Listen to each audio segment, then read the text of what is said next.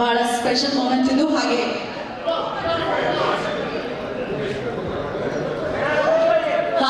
Jayamala madam ಅವ್ರಿಗೂ ಕೂಡ cake ಅನ್ನ ತರಿಸಲಾಗಿದೆ. ಪ್ಲೀಸ್ ಕಟ್ ಮಾಡಬೇಕು ಜಯಮಾಲಾ ಮೇಡಮ್.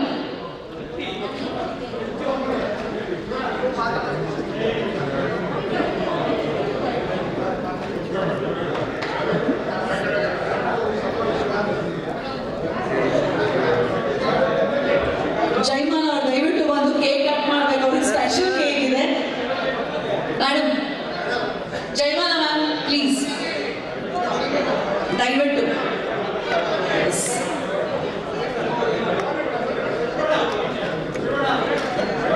ಶಿವಣ್ಣ ಅವರ ಒಂದು 38 years ಜರ್ನಿ ಜೊತೆಗೆ ಜಯಮಾಲಾ ಮ್ಯಾಮ್ ಅವ್ರಿಗೂ ಕೂಡ ಬರ್ಡೇ ಸೆಲೆಬ್ರೇಟ್ ಮಾಡ್ತಾ ಇದ್ವಿ.